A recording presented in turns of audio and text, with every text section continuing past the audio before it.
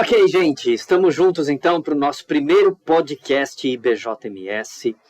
E eu devo dizer aqui que para mim é uma oportunidade de grande satisfação e muita alegria, porque nós temos como objetivo, ou como objetivos principais, não é?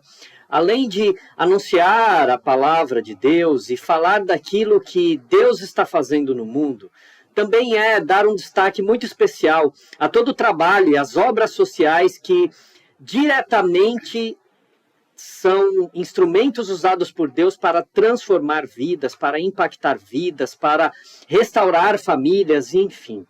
Por isso, eu quero compartilhar com vocês aqui a minha alegria. E hoje, que é dia 19 de junho de 2023, nós estamos fazendo o nosso primeiro podcast e esperamos que este seja o primeiro de muitos que, com absoluta certeza, virão. Contamos com vocês, fiquem com a gente. E se você é um parceiro em potencial, eu também quero falar para você, hein? Dá aquela força para a gente, vem fazer parte, vem somar forças com a gente, vem nos ajudar a melhorar ainda mais aquilo que a gente já está iniciando muito bem, mas nós queremos que os nossos parceiros sonhem com a gente, acreditem no nosso trabalho, assim como nós já estamos acreditando. Temos absoluta certeza e convicção que juntos vamos alcançar muito mais e, principalmente, que contando com os nossos parceiros, Deus vai abençoar o nosso podcast e Deus vai abençoar grandemente a parceria que nós podemos fazer juntos. Eu tenho muita certeza e convicção disso. Então, vem fazer parte daquilo que Deus está fazendo e vai fazer através do podcast IBJMS. Bom, mudando um pouquinho aqui, hoje nós temos um convidado bastante especial no nosso primeiro podcast. Eu quero dar oportunidade para que você se apresente, então, meu irmão, amigo, companheiro de longa data, e agora, né, que eu estou junto aqui na Morada do Sol já faz aproximadamente 15 anos, um pouco mais, a gente acabou se aproximando e desenvolvendo aí uma amizade, um companheirismo. Por isso até que surgiu a ideia de te convidar para fazer parte desse momento tão especial do nosso primeiro podcast, Cláudio. Se apresenta aí. Pastor, é uma honra muito grande, né, estar com vocês aqui, né, vendo esse crescimento, esse movimento, né, toda essa dinâmica que está acontecendo, né, e assim, é uma honra porque, como o senhor mesmo falou, né, eu me permito chamar o senhor de senhor, haja visto que eu sou mais velho do que ele, pessoal, então, eu lembro de quando a gente ainda tocava por aí, né, nas igrejas, né, era eu, a turma daqui, né, da Morada do Sol, o pessoal lá da primeira, né, encabeçados pelo Fred, né, irmão do pastor Hudson, sempre ali, na época a gente nem imaginava que o pastor ia ser pastor. Eu era meio que mascote da turma, né? Mas ele carregava a caixa, viu? Ele carregava a caixa, então eu sempre estava carregando a caixa assim, e olhava pra gente assim, com um olhar assim, né, de... eu vou ser seu pastor. E foi assim, foi um negócio muito bacana, né? E hoje, como o pastor falou, né? Depois de alguns anos já trabalhando juntos aqui assim, sim, né? A gente vê a dedicação e um pouco engraçado, assim, eu me reportar ele como senhor, como pastor, assim. Mas, gente, conselhos que eu tive em momentos difíceis da minha vida, orientações. Eu sou muito grato ao senhor, né? Ao pastor Reinaldo também, né? O pastor Reinaldo tá de muito mais tempo, né? Sim. Mas assim, o fato é que a gente tem que orar pelos nossos pastores, a gente tem que valorizar. Hoje nós temos também o pastor Samuel Targino, que está ajudando aí. Mas assim, é uma honra, né? Estar aqui participando desse projeto inicial, desse piloto. Quando eu fui convidado, assim, foi de grande alegria para mim por conta disso. E assim, pastor, estamos aí. Eu estou aqui para a gente conversar, né? Maravilha, Cláudio, maravilha. Bom estar aqui contigo, estamos juntos nessa caminhada aí. E vamos continuar conversando um pouquinho, né? Agora, eu quero aqui pegar o meu celular para dar uma olhadinha aqui, né, na pauta que a gente montou, para que a gente possa fazer aqui a nossa conversa, o nosso bate-papo, não é? E eu queria começar falando contigo sobre a tua vida pessoal. E aí, a primeira coisa que eu gostaria de te perguntar, assim... Pergunte, pastor. Tem coisas para falar que o senhor nem imagina. Em que momentos ou quais momentos na tua vida acabaram moldando a tua fé e o teu relacionamento com Deus. Conte um pouco sobre a tua história, a tua experiência de conversão e como foi esse processo. Eu conheço uma parte, eu diria talvez até uma pequena parte. Eu quero crer que essa nossa conversa aqui será reveladora, não é? No sentido de que você vai trazer aí algumas coisas para a gente. Mas como que é essa questão, Cláudia? A tua vida com Deus, como foi a tua caminhada, como está sendo essa caminhada, como foi esse processo de ser moldado e chegar até aqui, até esse momento? Então, né, isso é uma parte muito séria, né? Eu sou muito brincalhão, gosto muito de dar risada, gosto muito de conversar, todo mundo que me conhece sabe disso. Eu perco amigo, mas não perco a piada. Mas assim, quando se tratando das coisas de Deus, né, eu acho que dentro de mim tem muita verdade, né? Como todo mundo, né? Quando faz realmente um compromisso com Deus, as coisas não são assim, não acontecem bem assim, né? Não quero entrar em detalhes, assim, nem polemizar, né? Apesar de quem me conhece nas minhas redes sociais sabe que eu volto e meio tô arrumando umas encrencas aí, umas polêmicas aí. Mas, assim, tem aquela história da predestinação, não predestinado, tal, tudo mais, independente desse tipo de coisa. Quando eu tinha por volta de uns 7 anos de idade, mais ou menos assim, eu venho de uma família de origem católica, né? Eu sou órfão de pai e mãe, então eu sempre tive meio que na consciência, assim, de que eu comecei a vida já perdendo já, né? Porque com 4 anos não tinha pai. 5 anos a minha mãe faleceu, né? Meu pai ele entrou em coma diabético. 11 meses depois, a minha mãe, ela teve um ataque do coração fulminante, né? Então, assim, a partir daquele momento, assim, eu me vi assim, e agora? E a gente fala assim de criança, como uma criança de 5 anos pode pensar um negócio desse? Mas, gente, sem brincadeira nenhuma, eu lembro da minha mãe estirada no chão no dia que ela faleceu. Tá certo? Eu lembro até de alguns detalhes, isso marcou muito a minha vida. Sim. E de lá pra cá, né, eu fui criado com os meus tios, eles dispensaram todo o amor que eles podiam naquela época, né, para com a gente, né. Nós estamos falando aí eu tenho 54 anos agora, isso foi em 1973, 74, faz bastante tempo. Então, os tempos eram outros, a cultura era outra, né, e querendo ou não, assim que ele marcou, né, então eu cresci com aquilo na cabeça, né. E apesar dos meus pais, né, adotivos, né, que eram meus tios, então eles cuidarem do que eles puderam fazer, a família era de origem católica. E então, o que acontecia? Eu tinha muita preocupação com as coisas de Deus. Sim. Tanto é que quando eu tinha 7 anos de idade, mais ou menos assim, eu chamava meus colegas da rua, os meninos, que eram mais soltos assim também assim, para a gente ir às missas ao domingo. Então, eu sempre quis Deus. Independente de qualquer coisa, né, independente do que tinha acontecido com a minha vida particular naquele momento ali assim, eu sempre quis Deus, né? E isso foi preponderante assim para mim buscar constantemente Deus, né? Então a Bíblia para mim sempre fez parte assim da minha vida. E aí a minha mãe de criação, né, que era minha tia, ela era bem católica, né? Assim, tal. Meu pai de criação, o marido dela, meu tio, ele era espírita. Então tinha na minha casa assim uma visão bem religiosa, de um sincretismo religioso, vamos dizer assim, né? Porque você tinha vertentes diferentes ali no que se tratava religião, no que se tratava Deus. E eu sempre quis Deus. Aí, naquela época, começou um trabalho batista perto da minha casa.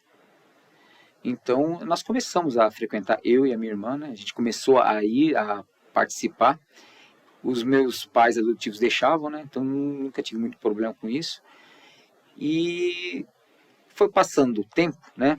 E eu fui realmente sendo tocado pelo Espírito Santo. Então, a minha conversão começou a modificar a partir daí. Ele começava a falar assim, à medida que eu lia a Bíblia, à medida que eu ia numa escolinha bíblica dominical. Isso é para os irmãos da igreja, hein? EBF, gente, é fundamental. Eu fui evangelizado, assim, com o trabalho de EBF, Escola Bíblica de Férias. Então, os irmãos, o pastor deve lembrar bem disso, que os batistas têm essa tradição, né? Sim. Então, sim. Os irmãos faziam brincadeiras, tinha um campinho, né, de futebol perto de casa, ele assim, então desciam irmãos, que é tudo gente adulta, assim, né, e fazia aquelas brincadeiras, aquelas coisas. Eu lembro muito do pai do irmão Severino. o senhor Saturnino, irmão Saturnino. Ele encabeçava tudo. Era um senhorzinho, assim, muito gente boa, assim, que estava sempre em tudo ali, assim. Os cultos começaram a ser feitos na casa dos familiares dele, né? E a gente começou a frequentar. E eu, pelo fato de vir de uma família católica, né? Eu não falava palavrão. Enquanto os outros meninos tinham aquele ímpeto, né? Vamos dizer, de má educação, mas de ser mais soltos, assim, né? A minha tia ela sempre criou a gente muito bem educados assim com relação a rezar, a fazer todo o ritual religioso. Então a gente tinha uma visão assim que a gente sabia que queria. E isso foi aproximadamente aí com 7, 8 anos, foi quando você Exatamente. começou a frequentar, né, e uma igreja batista. Deixa eu te perguntar uma coisa, dentro dessa realidade, você chegou a ter naquela época contato com a organização Embaixadores do Rei? Sim. Rapaz, verdade isso, Cláudio? Sim, pastor. Isso foi o ponto crucial da minha vida. Porque nesse período aí, né, aí eu ia frequentar uma turma assim, mas menino sabe como que é, né? Então, volta e meia, assim, você queria fazer uma outra coisa ali e tal. Tem o irmão Altair, que hoje ele foi membro da nossa igreja, que hoje ele é membro de outra igreja, né? Sim. E a gente ia pra escola juntos, né? Tanto é que eu chamo o pai e a mãe dele de tia até hoje. E ele sempre me convidava. Ele sempre estava, vamos lá, Cláudio, vamos lá. E ele foi conselheiro dos Embaixadores do Rei aqui na nossa igreja durante muito tempo. Exatamente. Durante muito tempo também. Então, e mais uma outra situação, uma outra organização, outro trabalho, que assim é bem típica de nós, os batistas, né? Eu não estou puxando a sardinha para o nosso lado, não. Eu sei que toda igreja tem suas atividades, sim, tudo mais assim. Mas eu estou falando do que eu vivi. Então, assim, foi muito marcante, porque eles me chamavam, né, constantemente, né, mas daí, quando você está crescendo, depois você passa dos 8, 9, 10 anos ali, você já começa a querer também e se envolver com os amigos da escola, aquela coiseira toda.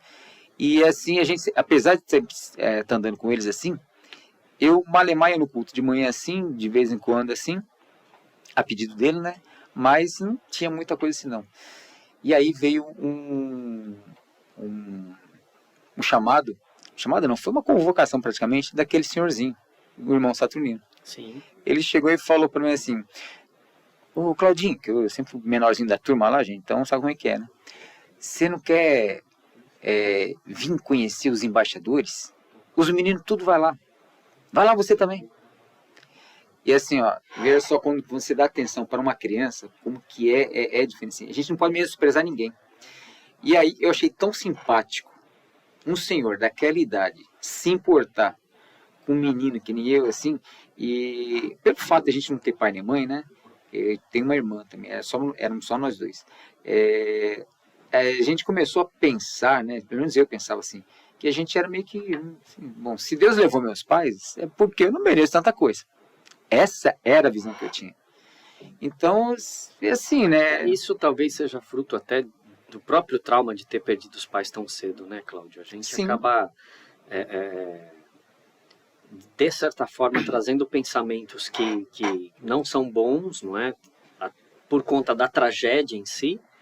E aí você acaba desenvolvendo crenças pessoais no sentido de que você é uma pessoa que não merece ser feliz, que não pode, que não vai conseguir alcançar muita coisa, que de repente também vai morrer cedo. Eu imagino que talvez você pensasse isso, entendeu? Que a vida não fazia muito sentido e tal. De fato. Por conta do sofrimento em si, né? Da tragédia e tal.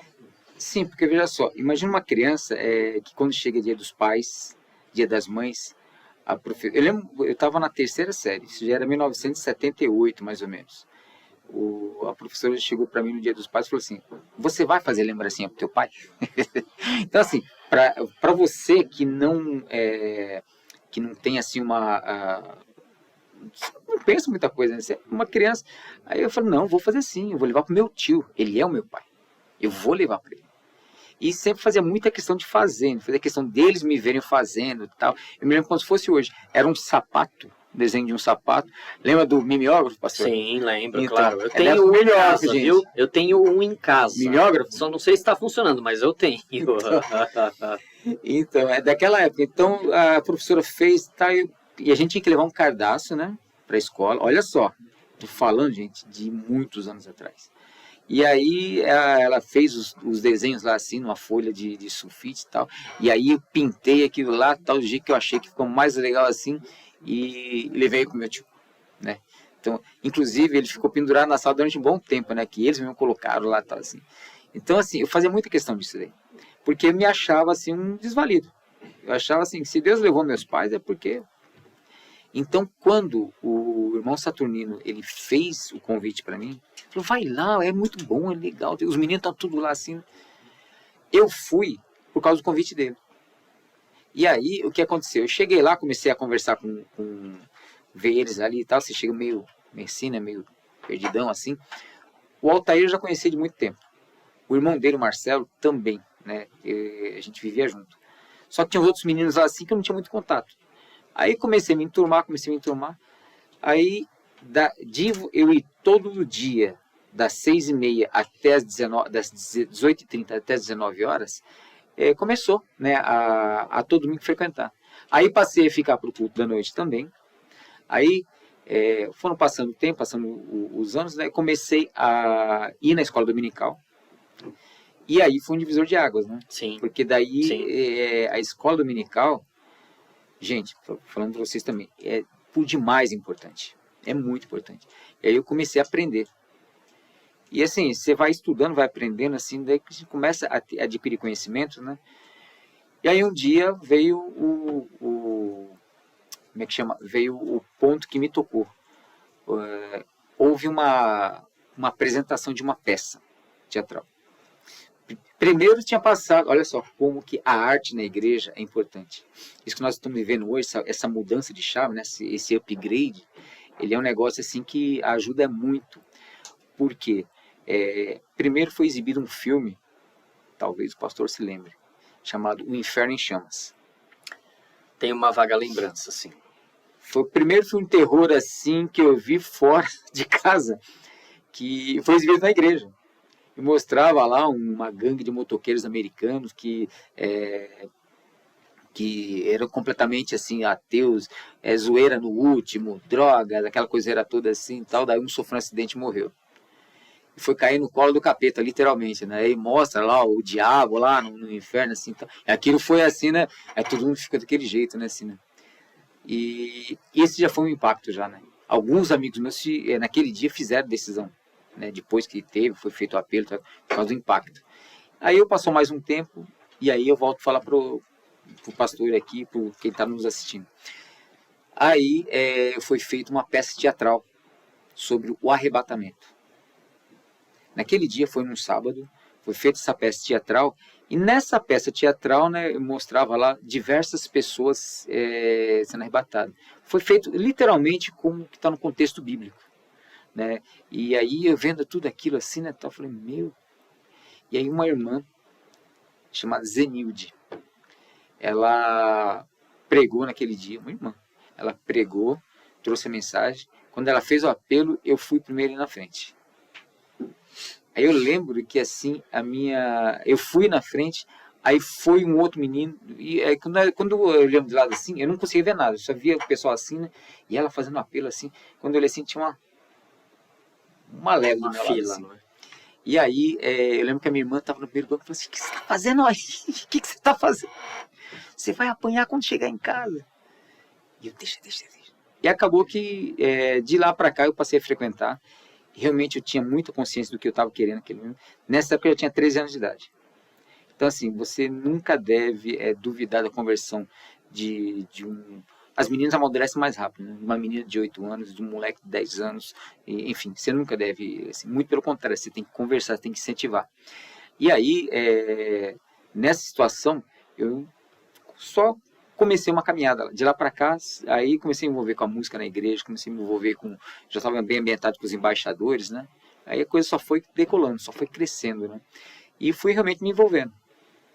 E aí a coisa andou, né? Essa questão da nossa vida com Deus é algo muito interessante, Cláudio, porque eu quero crer que você, de certa forma, teve, apesar, né, de toda essa questão da perda dos pais e tal, você teve a oportunidade, o privilégio de crescer em um contexto facilitador no que diz respeito ao fato de você ter estado em um ambiente eclesiástico. E comigo, guardadas as devidas proporções, foi mais ou menos assim também, né? Claro que a diferença pontual nesse sentido é que eu tive os meus pais para cuidar de mim, para me criar e tudo. Mas essa questão da conversão da nossa tomada de decisão, é algo que marca a nossa vida, não é? Eu me recordo quando eu fui à frente em um apelo e eu era catatal de tudo. Eu tinha 6 anos de idade. 6 anos? 6. Então, 6 tá vendo? anos. E assim, é uma coisa que algumas pessoas não acreditam muito. Mas eu tenho, não é uma lembrança nítida, né? Não vou falar para você que é uma coisa assim que eu lembro exatamente data e hora. Não é isso. Mas eu me recordo do momento, do apelo, alguns detalhes da mensagem. E na realidade, né, a gente sabe que a questão da mensagem do Evangelho ela vai girar em torno de uma coisa. Nós precisamos de Jesus Cristo. Ponto. De fato. Ponto. De fato. E aí isso depende da tua idade, da tua classe social, das tuas próprias crenças, sim, do contexto de vida. Nós precisamos. E o pastor usou uma expressão muito séria das minhas próprias crenças, porque eu sempre achei que estava no caminho certo. Né? Então eu cada vez que eu tinha problema, eu ia na igreja, fazia promessa, aquela coisa toda. Sim. Mas um dia, quando eu fui tocado realmente pelo Espírito Santo, foi da questão salvadora mesmo. Falou, se eu não me converter, e agora que vai se falar de conversão, pastor, para uma pessoa que, assim, do padrão que os meus amigos eram, era completamente diferente. Falava palavrão, era educado, né? Era aquele menininho, assim, o anjo da cara suja, assim, que na frente todo mundo, assim, quietinho, assim, por trás aprontava, assim, estava sempre aprontando, assim, mas ninguém nunca me viu falando palavrão, ninguém me viu desrespeitando pai nem mãe. Se isso acontecesse, assim, né, eu também eu tinha meus corretivos, né? Fui muito bem educado nisso daí. E aí, né, a coisa vai evoluindo. Aí um dia o pastor Emilson Justino, ele me chamou na sala dele, né? Isso eu já estava cantando em conjunto na igreja, né? Já tava, até no coral da igreja já cantava já, né? Com que idade você começou em coral? 13 anos de idade. Minha voz estava nem formada. Parabéns. Eu achei que eu tinha começado cedo, mas você ganhou. Eu fui começar, acho que com 15 anos. Então eu tinha até aquele problema, sabe, da voz com tá. Sim, estava em transição. Tinha acabado de mudar. Estava em transição. E aí, gente, o negócio fica daquele jeito lá, né? Porque você imagina só. Então, a minha sorte é que foi que a minha voz firmou, né? Por isso que eu não cresci muito, né? Porque estancou ali, né? Então já ficou tudo daquele jeito ali, assim. E aí precisava de cantar, de pessoas para cantar no coral, né? E para variar, gente, a igreja não era muito lá essas coisas, não. Tinha seus problemas também, né? E aí a gente fomos convidados, eu e um parça meu da hora, o Eduardo, né? Se estiver vendo, um abraço para ele, muita saudade dele. Nós fomos cantar lá, né? Tal, daí no dia era tão que nem hoje. Era o primeiro dia que o conjunto ia cantar, né? Então tinha uma irmã da igreja lá, a Genilza, né? Hoje ela tá morando aqui em Indaiatuba também. E acho que o marido dela é pastor, uma coisa assim. E aí ela chamou de cantar, vem cantar. Daí era eu, o Altair, ela era tia do Altair, eu, o Altair, o Eduardo e a nossa turminha lá assim. E aí fomos cantar. Foi um fiasco. Nossa, foi aquele negócio maravilhoso assim. Mas aquela apresentação não deu certo. Depois depois a gente foi, né? Que amadureceu. E aí o que aconteceu? E tal. Então, aí que tá o negócio. Foi aquele fiasco, né? Daí a gente sentou ali assim, né? Os irmãos tudo com aquela paciência, né? Valeu aí, né? Tá bom. Vamos incentivar os meninos, juventude, vamos incentivar. Nós sentamos, pastor. E aí o pastor chamou, né? Pela ordem do culto, chamou o coral para cantar. O coral só foi, e eles haviam ensaiado, né? E tinha só 2 homens cantando baixo. Acho que mais um ou outro cantando tenor. O resto era só mulher. E aí, tinha poucos homens lá, assim. Mas pela configuração que você passou, eu acredito que talvez se assemelhasse mais a um conjunto misto, né? Só que era o coral mesmo, né? Sim. Inclusive tinha lá as 4 vozes separadas. Né? Sim. Aí foi coral, quando o coral foi ficar em pé para cantar assim, né, tal, o pastor, mas cadê o pessoal? Daí deu uma chamadinha lá, nos irmãos lá. A gente ia acabar de sentar, né? Aí a regente do coral, né, ela falou assim, então, né, pastor, os homens não vêm cantar, né, então nós precisamos de homens para cantar no coral, tal, tudo mais, a situação tá meio difícil aí, né. Aí o pastor falou assim, mas os homens não vêm, e falou um monte de coisa lá assim, então ele falou assim, mas nós temos aqui 2 tenores, Eduardo, Cláudio, por favor. A gente acabou de passar uma vergonha assim. E engraçado que a hora que nós sentamos assim no banco assim, né? Eu cutuquei o Eduardo e falei assim, mas nós, pelo menos a gente tem mais gente que no coral, né? Eu acabei de falar isso pra ele assim, o pastor está dando aquela bronca na turma, aí pegou e falou isso daí. Eduardo, Cláudio, por favor, pegue o seu lugar no tenor do coral. Aí vai nós dois lá sentamos lá. Cantar de novo um hino que a gente não ensaiou, pastor. Vocês não tinham ensaiado? Não, mas a gente acabou... Mas como assim cantar um negócio que você não ensaiou? Colocou a gente lá. Porque assim, uma coisa é quando a gente tá cantando lá, tomando banho e tal, tem gente que canta no banheiro, né? E tem gente que gosta disso. Enfim, eu particularmente já fiz alguma coisa até na vida, né, e tal, nesse sentido. Mas agora, eu confesso pra você que eu nunca me apresentei em coral sem ter ensaiado. Essa experiência eu ainda não tive. Eu acho que eu preciso, eu preciso me programar para ter uma experiência como essa. Então agora você está entendendo, porque quando o senhor falou, ó, vai ter o piloto lá do podcast, eu falei, tá bom, pastor, assim, eu passo vergonha desde muito tempo na igreja. E aí foi, né? E assim, a partir de lá então, né, um dia o pastor Emilson me chamou lá na sala dele, lá, né? Falou, o irmão já está frequentando bastante tempo com a gente aqui e tal. Vai surgir uma classe de novos convertidos. Preparação para o batismo. O irmão quer se batizar? Aí eu engoli seco assim, né? Falei, ixi, né? Nessa época você estava com que idade? 14, 13 anos. 15, né? 13 anos. 13 ia fazer 14. Tá, ok. Aí, então, né, pastor, mas tem a minha família lá, né? Eles não gostam muito disso. Aí o pastor, em resumo, ele falou assim, ó, a salvação individual. Catou a apostila e jogou em cima da mesa. Catei a apostila assim, né? E agora, Deus? Por um lado foi um pouco assim, um pouco brusco. Mas por outro lado eu agradeço muito ao pastor Emilson de ter estado na minha vida assim, porque realmente, né, eu tinha muito medo das coisas. Sim. O pastor ter uma ideia, eu não conseguia falar medo. Eu brinco com todo mundo, inclusive com meus alunos, né, que eu tenho hoje. Eu não conseguia falar meia dúzia de palavras sem ficar completamente vermelho. Por quê? Eu tinha muita dificuldade. Assim, eu queria de uma forma bem recatada, né? Então a coisa não funcionava assim. Tinha muita dificuldade em falar em público. Eu falava... Possivelmente uma questão de insegurança pela ausência dos pais, tudo isso, muito. Né, Cláudio? E assim, imagina o senhor ser criado com os meus tios, a gente tinha 5 anos de idade mais ou menos. Ele já tinha 45. Então tinha um gap de idade muito grande. Sim. Então a cabeça deles é diferente. Quando chegamos na adolescência, então nesse período da adolescência, o negócio era muito assim. Então a gente era segurado muita força naquela época. Por quê? É a educação que eles tinham.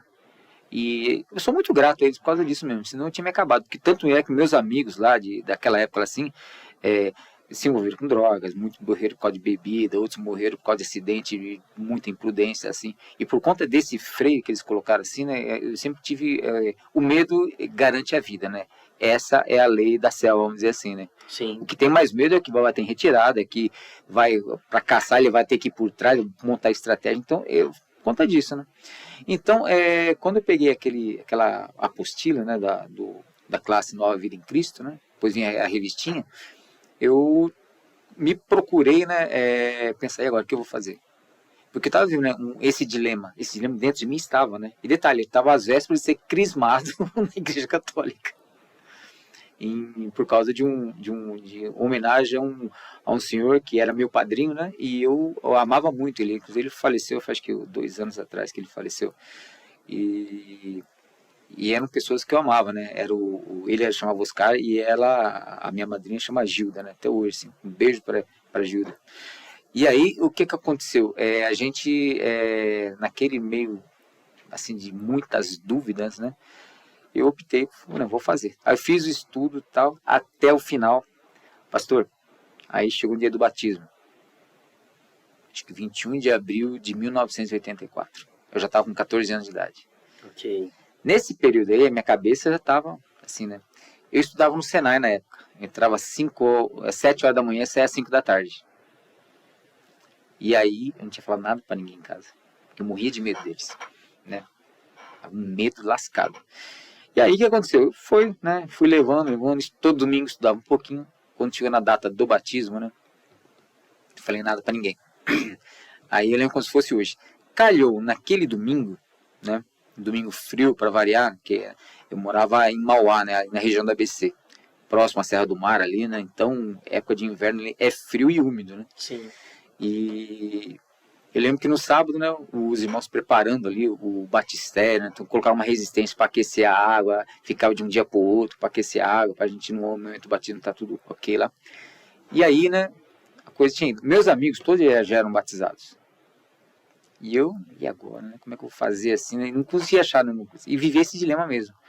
E até, acho que ontem o pastor falou alguma coisa, tal, de quem perder sua vida por amor de mim, salvá-la, né? E citou aquele texto lá do jovem rico, do homem rico, né? Não sei se foi o pastor Flontes, se foi eu que li hoje de manhã cedo esse texto.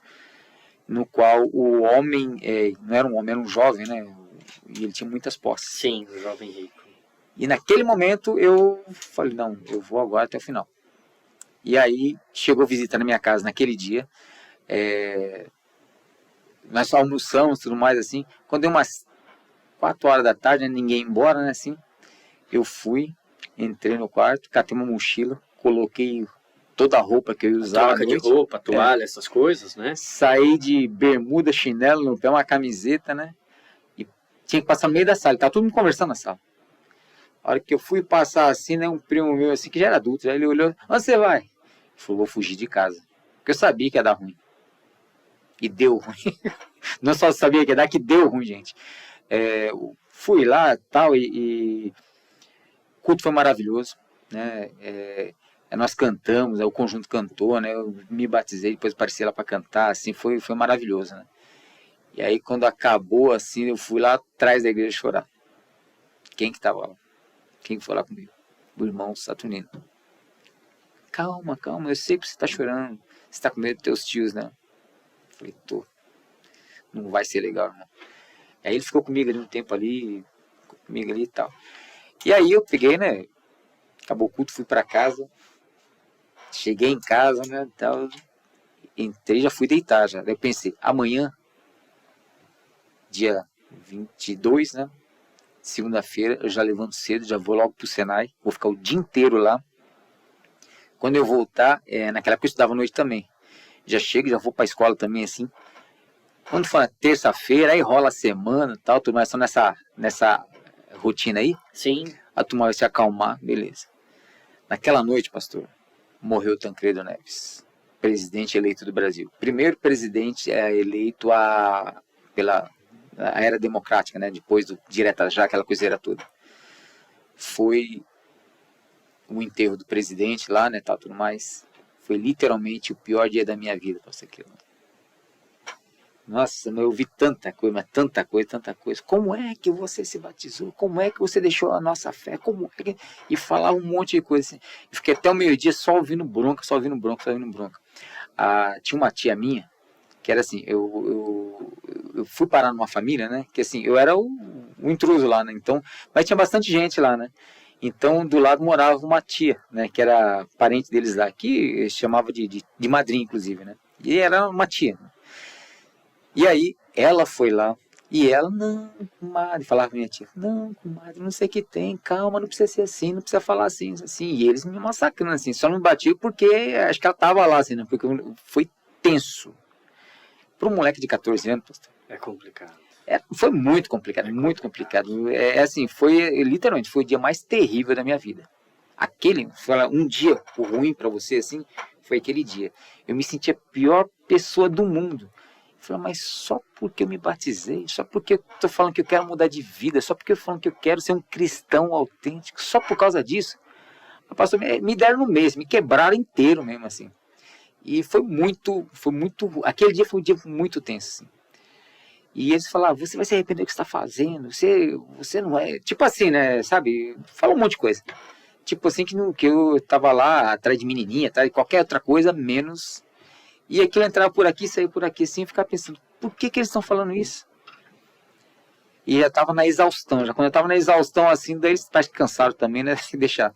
Aí foi passando os dias, o meu tio ficou um tempo sem falar comigo, né, mas assim, né, passando o tempo assim, vai cicatrizando as coisas, assim, passou. Era mais ou menos assim, era uma coisa pior do que você torcer para um time e mudar de time, sabe? Sim, porque aí envolve fé, né, Cláudio? Exato, e eles eram muito apegados. Envolve fé, e questões de fé são muito... trazem muita sensibilidade, né? Isso traz muitos sentimentos. Mas assim, né, a gente tem que, por isso que eu falo, eu sei o que eu quero da minha vida. Quando eu aceitei Jesus, não é assim, eu tenho que aceitar Jesus, o que é isso? Não, eu aceitei o sacrifício que ele fez na cruz para mim. Eu entendi que ele lá no meio de dois malfeitores, né, que a gente não sabe se é ladrão ou não, o que quer que eles faziam, eram dois caras que eram fora da lei. Ele naquele momento ali assim, eu entendi que ali ele estava pagando uma culpa que era minha. Sim. Ali ele estava justificando o meu pecado. Então, eu queria aquilo ali. Porque eu estava já pensando, desde a época dessa peça que eu falei com o pastor, desse filme chamado Inferno em Chamas, assim, eu comecei a entender que a vida não é só aqui, é a eternidade. E essa preocupação que, principalmente os batistas têm, né? A gente não prega prosperidade. Então, você aceitou Jesus como seu Salvador. Olha, se você aceita Jesus como seu Salvador, então você não vai ter mais dívida financeira. Faz burrada financeira pra você ver. Gasta mais do que você ganha. Como eu costumo dizer, Cláudio, não existe mágica nesse tipo de situação. Na realidade, eu nunca me esqueço que eu ouvi um pastor falar que se a gente fizer uma análise da mensagem do Evangelho e seguir à risca a linha de pensamento daquilo que Jesus pregou, daquilo que ele ensinou, e daquilo a que ele nos orienta a seguir, que são os seus próprios ensinamentos, a verdade é a seguinte: a conversão resolve o problema do nosso relacionamento com Deus, em termos de que você deixa de ser um condenado para ser um absolvido, um salvo em Cristo Jesus, e aí você vai ter salvação, vida eterna, e se isso já não fosse, tudo isso já não fosse suficiente, nós temos ainda o privilégio de ter um relacionamento com ele e colher bênçãos desse relacionamento também. Mas como você disse, nós não ensinamos, não pregamos teologia da prosperidade ou qualquer coisa parecida com isso. Então, a realidade é que quando nós nos entregamos a Cristo, isso tem uma significação espiritual de transformação, redentiva, redentora, e a nossa vida muda nesse sentido. Entretanto, na maioria dos casos, na maioria das vezes, via de regra, a vida pessoal da pessoa, ela passa a ter mais problemas do que soluções. De fato. E foi isso que você viveu. Por quê? No teu contexto familiar, você se tornou aí, vamos dizer assim, permita-me usar um ditado simples aqui, só para representar isso em sentido figurado, não é? Mas você se tornou naquele momento ali do teu batismo a ovelha negra da família. E, isso é um baita de um problema. Por quê? Durante um tempo você foi bombardeado, você de certa forma deve ter sofrido algum tipo de discriminação.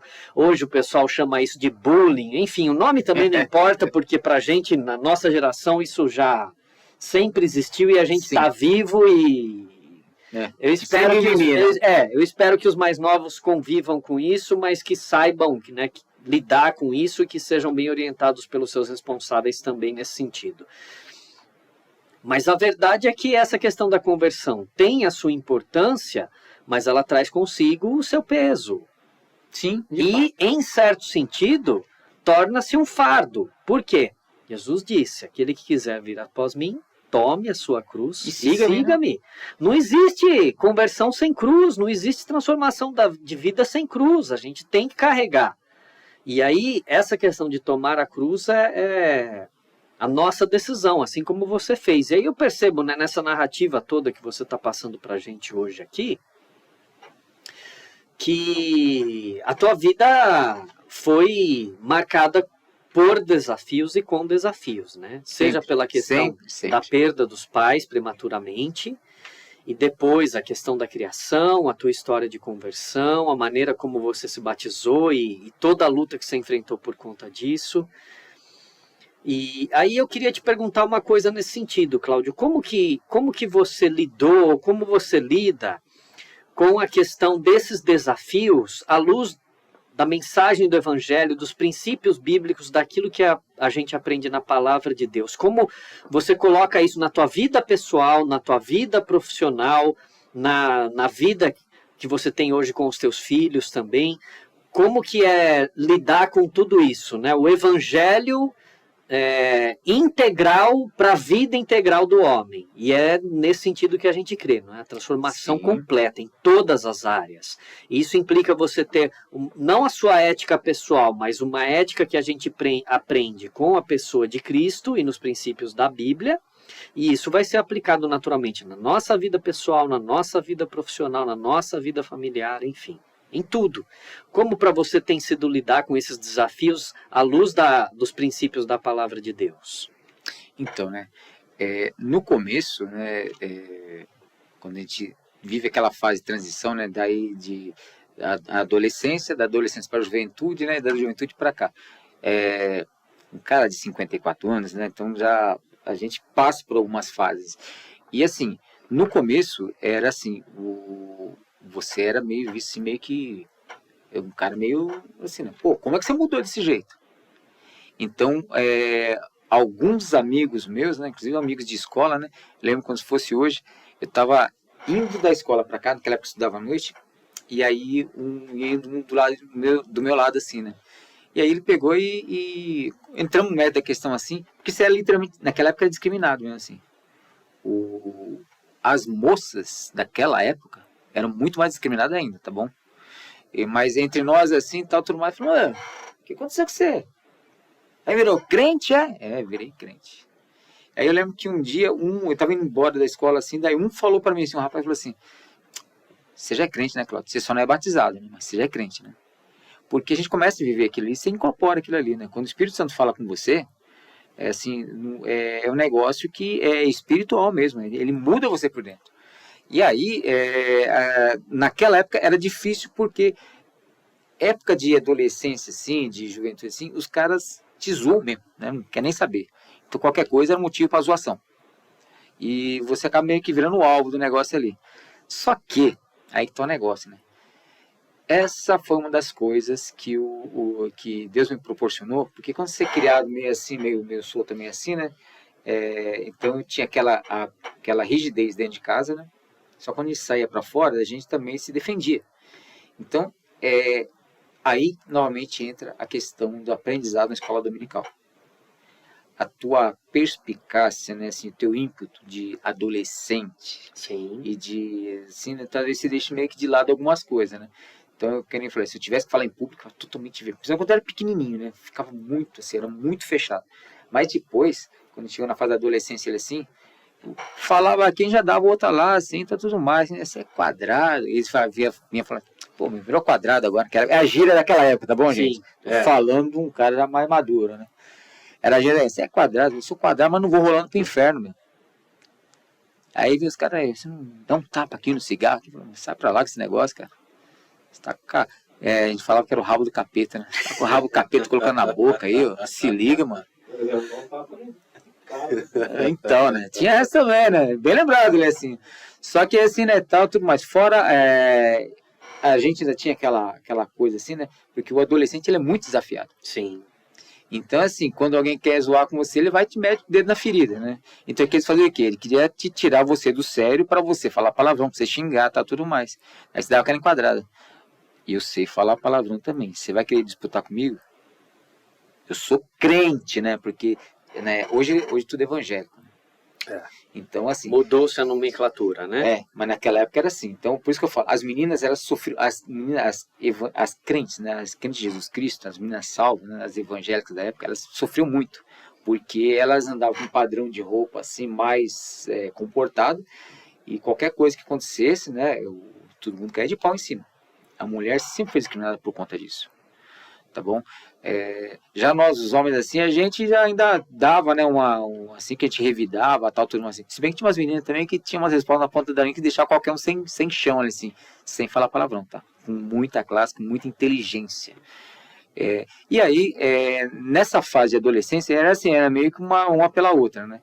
Aí você vai entrar na juventude, aí eu comecei a me envolver com a música, né? Comecei a me envolver com a minha vida profissional. Eu, como eu falei pro pastor agora, né, eu estudava, né? Me formei em técnico. Sim. Aí apareceu a oportunidade de vir para a Sinja de Campinas. E aí, né, com o nosso pessoal lá, assim, a gente tinha um grupo assim, né, que inclusive esses meninos do Senai, hoje eu espero que eles venham ver esse podcast, assim, né, porque a gente conseguiu recuperar pelo menos metade da turma. Hoje são tudo um Vocês monte... têm contato hoje? Sim, um pais monte de família, tudo, mas quando se vem, volta todo mundo para aquela época, né? Volta. É um reboot, né? Exatamente. E o mais Muito legal bom. É que, assim, nós temos nossos filhos, todo mundo está casado, divorciado, tem um monte, tá tudo quanto é jeito, assim. Alguns já faleceram, infelizmente, mas a gente conseguiu reunir todo mundo.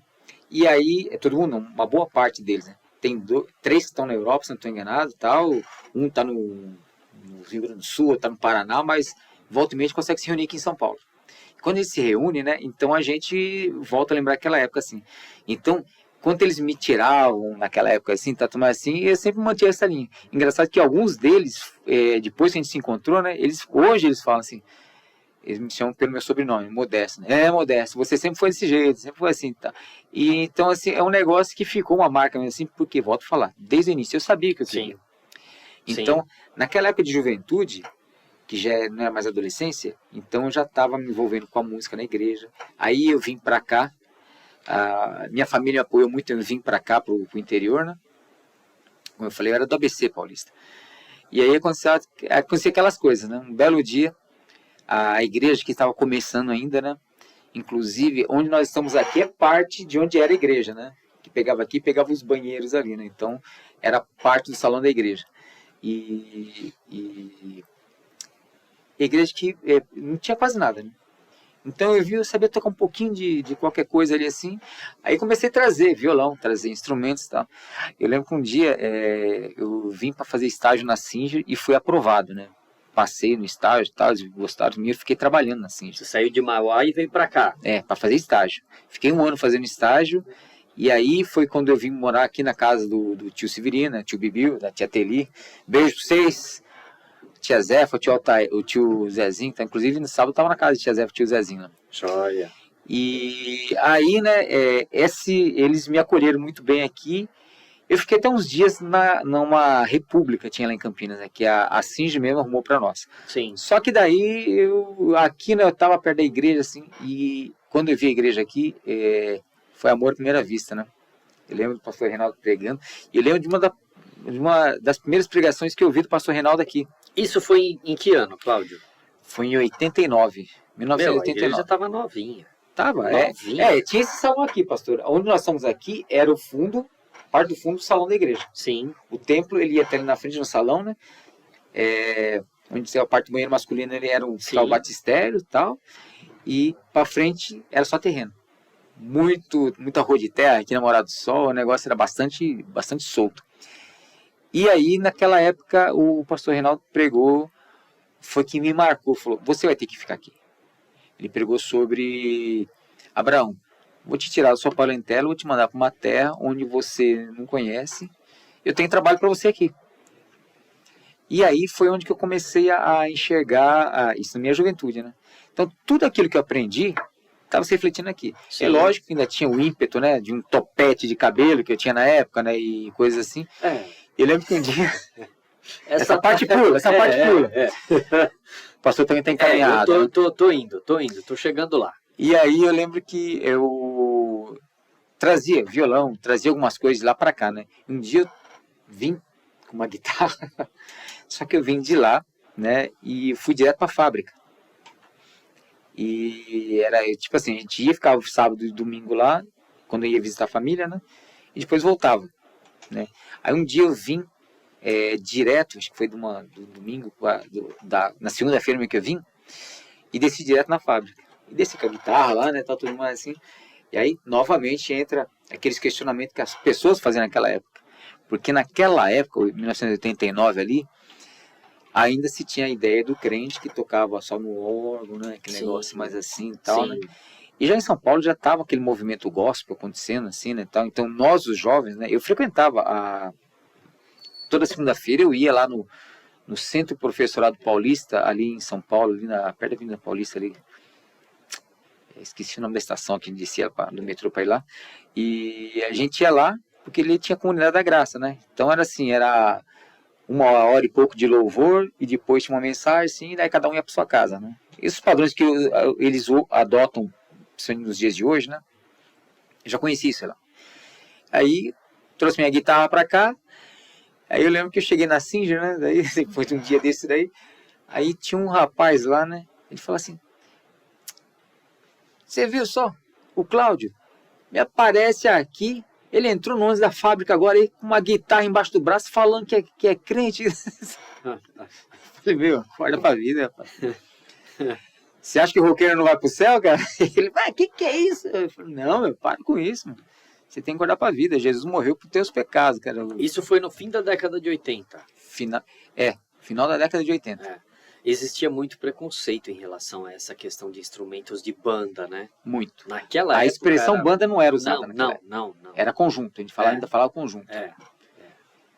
Existia um preconceito muito grande. Isso foi sendo trabalhado com o passar dos anos. Eu acho que passou um bom tempo ainda na década de 90, e eu estou falando agora, né? Mas a nossa referência eu vou falar agora em termos da nossa denominação, né? Sim. Durante a década de 90 isso continuou sendo trabalhado e aí só foi superado no início desse século aqui mesmo. Sim. Lá 2000, sim. 2001, 2002, aí se tornou normal e super tranquilo, né? E aí a gente envelhece, né, pastor? Daí eu tenho uma teoria com roqueiros, tá, pastor? Todo roqueiro começa quebrando tudo, tocando aquele negócio, aquela batidão lá, tudo mais assim. Depois ele começa a se acalmar, quando ele casa, né? Aí depois ele dobra, começa a descer o platô ali, ele começa só a tocar baladas, né? Então agora a gente tá nessa fase. Sim.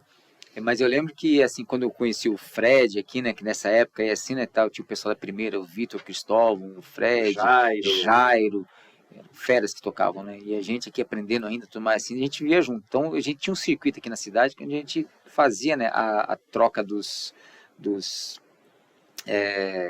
tocava, cada sábado a gente tocava na igreja. Foi naquela época que teve também o auditório Encontro com a Vida aqui também, assim, que deu uma impulsionada muito grande isso daí.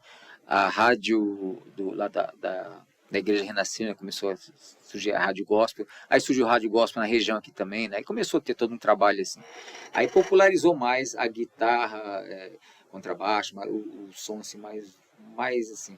Mas assim, pode ver, pastor, se olhar nos dias atuais, quando a gente fala de música em si, o rock meio que já tá meio assim, né, tá meio deixado de lado, né? Pode ver que hoje em dia a molecada, falando meio secular, já não enxerga no rock aquela coisa assim, né. Mas assim, eu conheci muita gente que se converteu através de músicas de rock, conheço muitas pessoas que estão hoje firmes, né? E aí entra aquela que o pastor falou, né? Como é que impactou a tudo aquilo que eu tive na minha vida profissional? Foi através de música, através de louvor, escola bíblica dominical, né? Mas assim, a minha preocupação sempre foi assim com o culto de louvor, né? À noite, aquela coisa de você ter uma vida com Deus mesmo, né? E sim, sempre leitura bíblica, oração, né? Essas coisas assim são muito importantes para você ter uma vida espiritual. Aí casei, né? Tive os filhos e tal, que, né? Depois passou a ser a coisa mais importante para minha vida, né? Além da minha própria vida espiritual, né? E aí você tem um outro caminho, né? Aí você enfrenta desafios dentro de uma indústria, né? Que foi o meu caso, que eu fui totalmente direcionado para a indústria. E aí lidar com pessoas que, entre aspas, né, você enxerga como pessoas assim, educadas, pessoas polidas, né, pessoas que têm nível superior, que têm mestrado, que têm doutorado, que são gerentes, são diretores, né, inclusive das 4 grandes montadoras da época, eu tive dentro constantemente de 3, né, inclusive verdade. A Fiat lá em Minas eu ia direto lá. a Fiat, General Motors e a Volks, né? Só Ford que eu falo mudou para Bahia, eu nunca fui fazer serviço lá. Mas tinha reunião com pessoas do alto escalão deles lá. Então, assim, quanto mais alto você pensa que o fato do cara tem um cargo assim, fica desafiador, porque você sendo um cristão, né, você sendo um crente, né, vou usar a palavra crente, me permito usar a palavra crente porque eu conheci assim, né, e fica desse jeito. A gente enfrentava pessoas que vinham com palavras de baixíssimo calão, em reuniões assim, onde a turma dava tapa na mesa e elogiava a mãe do outro no sentido pejorativo assim, com a maior facilidade. Então a gente ouvia muita besteira nesse sentido assim. E aí você tem que recuar, você tem que falar, peraí, calma, eu não sou assim, não vou ser. Aí você tem outra mentalidade. Então uma coisa é você é assim quando você é adolescente, outra coisa quando você é jovem, e outra coisa quando você é adulto. E aí você se segurar nesse patamar assim também é difícil. Sim. Então, aquilo que o pastor perguntou, a questão dos desafios, né, é uma constantemente na vida do crente, né? Porque você não tem como fugir inclusive disso. Hoje, né? Você está na área de ensino, né, Cláudio? Ministrando cursos aí, e isso é desafiador, porque eu penso assim que a nossa geração, e permita-me usar a nossa, apesar da gente ter um pouquinho de diferença de idade, mas não é muito também, nós temos o desafio hoje no sentido de conseguir dialogar com as novas gerações, sobretudo com adolescentes e abaixo deles. Sim. E como é difícil para a gente. Por quê? Porque por mais que a gente tenha um contato com o mundo tecnológico, a nossa formação não foi baseada nessa realidade. E essa galerinha que está chegando aí, eles... a gente pode... A minha esposa ouviu em uma palestra e compartilhou comigo, eu vou falar agora aqui. Essa galerinha que está nascendo aí agora e que nasceu aí há uns 10, 15 anos, nasceu tudo chipado. Sim. Em que sentido? Você entrega um celular na mão de uma criança de 2, 3 anos, tem adulto que toma baile. A criança não sabe ler, não sabe escrever, mas ela sabe acessar o celular, aplicativos e fazer mil e uma coisas. Tem adulto que não sabe. Ou seja, para nós o desafio é conseguir dialogar com eles sem necessariamente abrir mão dos princípios e valores. E aí nesse diálogo que está o grande segredo, né? A gente conseguir passar os nossos princípios, os nossos valores num mundo tão tecnológico. Eu penso que hoje esse talvez seja um dos maiores desafios da sociedade, dos adultos, dos responsáveis e da igreja como um todo, de modo geral também. Mas para a gente concluir aqui, Cláudio, só mais alguns minutinhos, a gente conversou tanto aí sobre a tua vida, a história de conversão, a tua história pessoal, os desafios profissionais, não é? Enfim. Agora eu queria saber de ti aqui, só para a gente concluir. Naturalmente, eu pessoalmente mantenho esse estilo de vida, não é? A gente precisa buscar ter uma boa condição espiritual, a gente precisa fisicamente estar bem, e isso implica em questões de alimentação, atividade física, nós precisamos procurar estar bem mentalmente, isso depende muito daquilo que a gente escolhe como conteúdo para absorver, seja uma boa leitura, assistir a um bom programa, evitar aquilo que não nos faz bem e que não traz bem para a mente. Enfim, esse processo todo, essa questão holística da formação do homem é importante. Por isso eu vou tocar num ponto aqui que a gente ainda não falou. Você tem hobbies? Tenho, pastor. Você tem praticado? Não por conta de pandemia, e depois que veio, depois para engrenar assim tão pouco ainda difícil. Não conseguiu. Mas fica aqui um incentivo, tá? Do que você gosta? O que você gosta de fazer? Pastor, eu gosto de luta, pastor. Gente, eu lembro que você fazia academia. Lembrei, você falou agora, eu lembrei. Sim, Você chegou a fazer o jiu-jitsu aqui também ou não? Aqui não. Eu praticava Muay Thai. Com toda a arte marcial. Né? Aliás, desde sempre pratiquei sempre esporte. Desde os 13 anos de idade sempre praticava esporte. Né? Tentei no futebol, depois capoeira, karatê, mas eu tive sempre muita inclinação para luta, né? Sempre gostei de luta. Talvez pela minha própria condição de tamanho, coisa assim, sempre tá fugindo assim, mas eu sempre gostei. E assim, era uma válvula de escape. Sim. Então assim, como tem muito exercício aeróbico, né, que é muito exercício de respiração, aquela coisa toda assim, ajudava muito. Então oxigenava bastante o cérebro, você tinha uma condição muito boa de respiração, que o oxigênio é tudo para um ser humano, né? Depois do alimento é o oxigênio que vai fazer as coisas acontecer. Então eu treinava, né? E comecei levando meu filho. Aí a minha filha começou também a se interessar, falou, pai, vamos treinar junto? Aí comecei a levar os dois e fui ficando. Então, assim, a última vez que eu estava fazendo era a academia em Muay Thai. É uma paixão muito grande. Sempre estou assistindo Você UFC. gosta de acompanhar o UFC, MMA? Gosto, tá assim. Inclusive o Gustavo Erac, aqui da cidade, aqui, assim, que já está lutando internacionalmente, assim. Ele foi um dos meus professores na época. E sempre estou acompanhando o que ele está fazendo e tudo mais, assim. Abraço, Gustavo. Esperamos um dia você aqui, hein, cara. Me falar das tuas coisas aqui também, tá? Já dá um toque nele aí para ser patrocinador, então, meu. Tá. Faz a propaganda aí. Então já aparece aí, tá bom? Vamos conversar, tá bom? E, assim, quando ele luta ou quando independente, quando tem qualquer ali, eu tô acompanhando luta de mulher, luta de homem, tudo assim.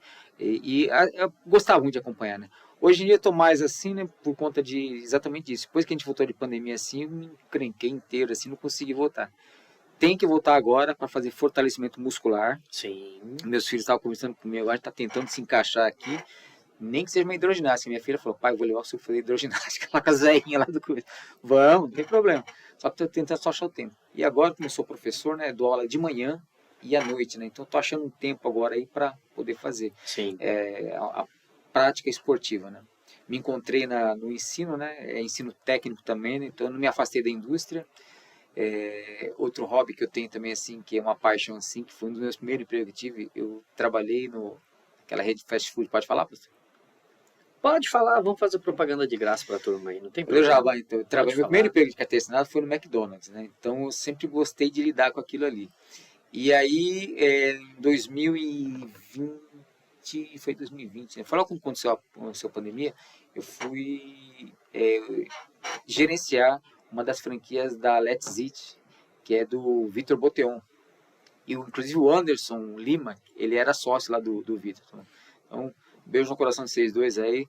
Foi um dos meus melhores patrão, foi o Vitor Boteon. Ele foi membro da igreja aqui também já, né? Hoje ele está sozinho lá, né?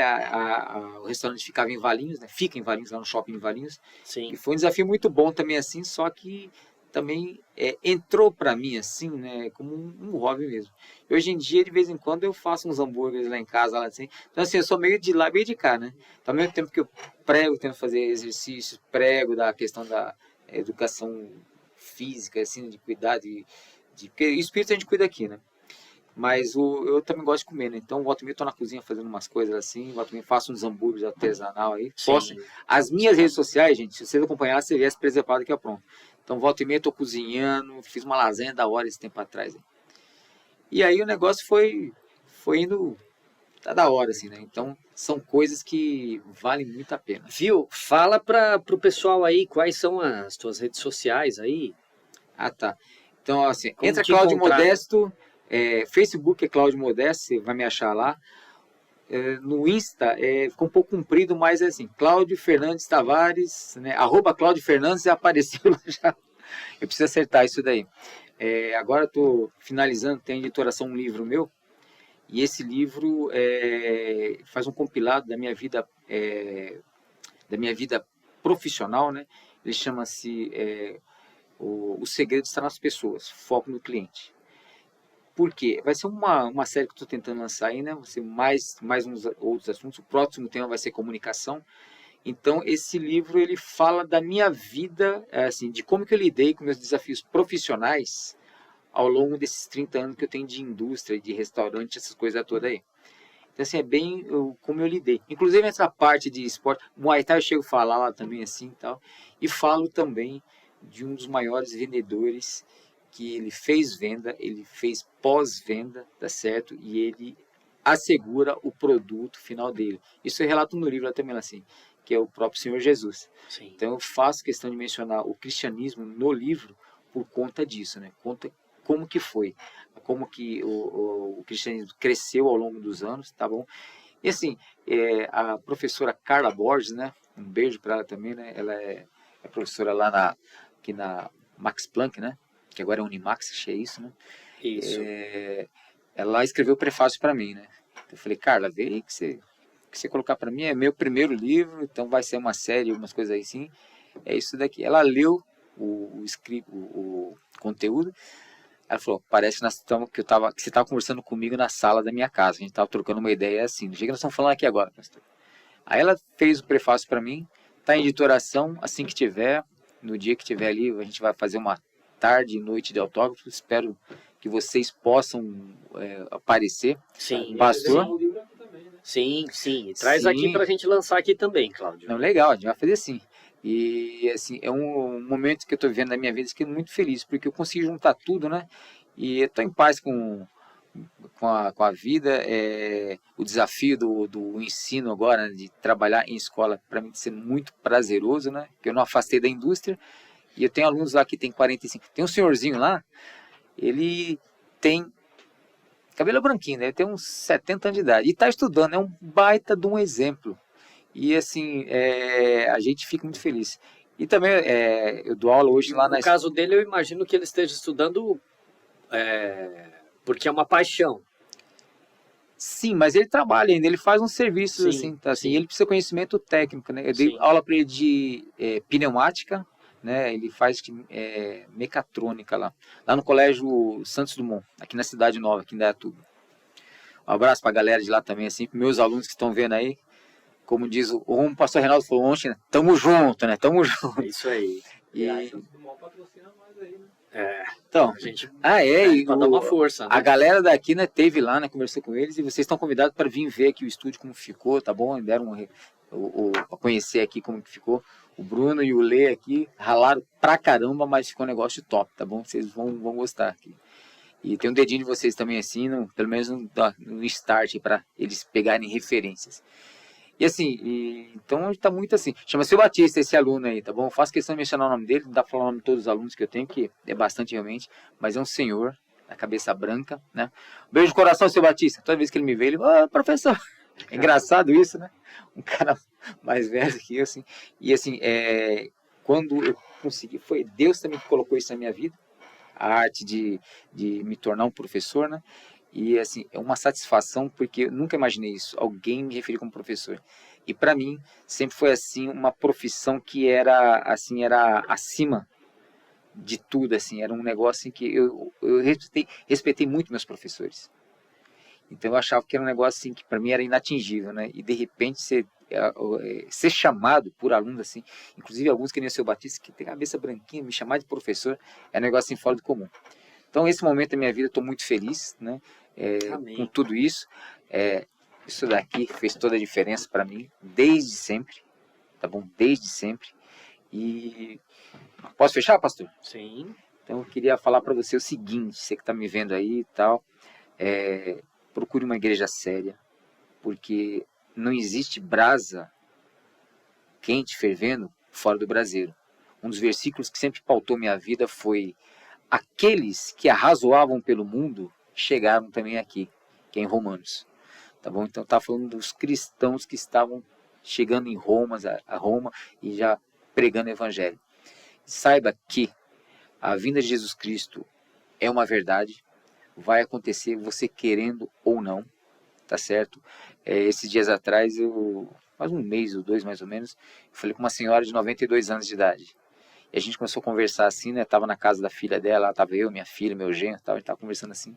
E aí ela começou a tocar no assunto e eu falei: a senhora sabia que o ladrão que estava na cruz com Jesus Cristo falou: Senhor, quando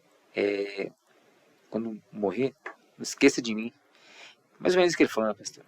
E Jesus falou para ele o seguinte: ainda hoje estarás comigo no paraíso.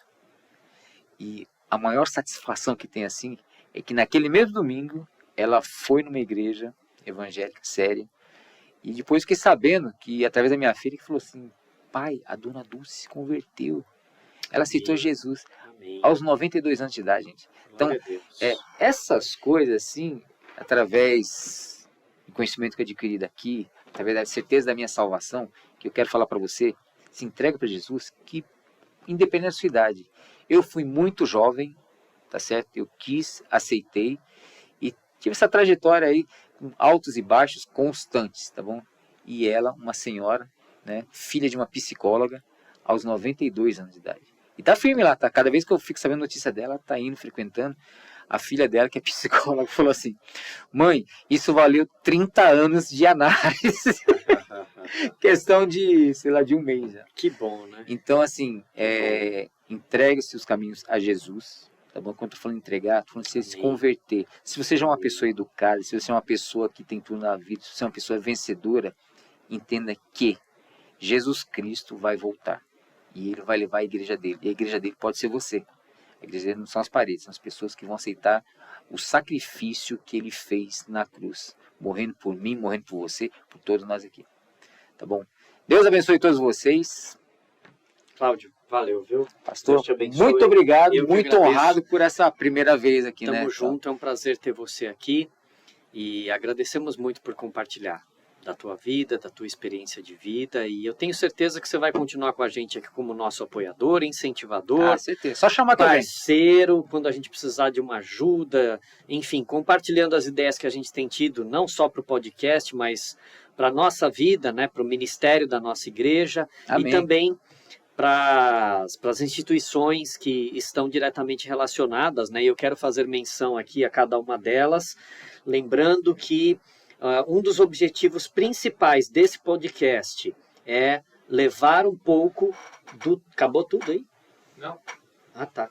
É levar um pouco da mensagem que nós anunciamos e também do trabalho social que é realizado no Centro de Convivência Amor Sem Limites, o CECAL, na ACEVIM, que é a Associação Assistencial, Educacional e Cultural Vinde a Mim, que tem uma parceria com a Prefeitura aqui em Indaiatuba e cuida de 4 creches municipais, e também do Ministério da Cristolândia. Cristolândia, que é conhecida em todo o nosso país e que tem resgatado vidas de pessoas que estão em uma situação muito difícil com as suas vidas nas garras do pecado, do maligno, por causa do contato com as drogas. Nós queremos continuar anunciando isso e contamos com cada um de vocês e precisamos realmente que parceiros venham nos ajudar e somar forças com a gente nessa caminhada. Muito obrigado a todos, até o próximo podcast, um forte abraço, gente, valeu mesmo, até mais.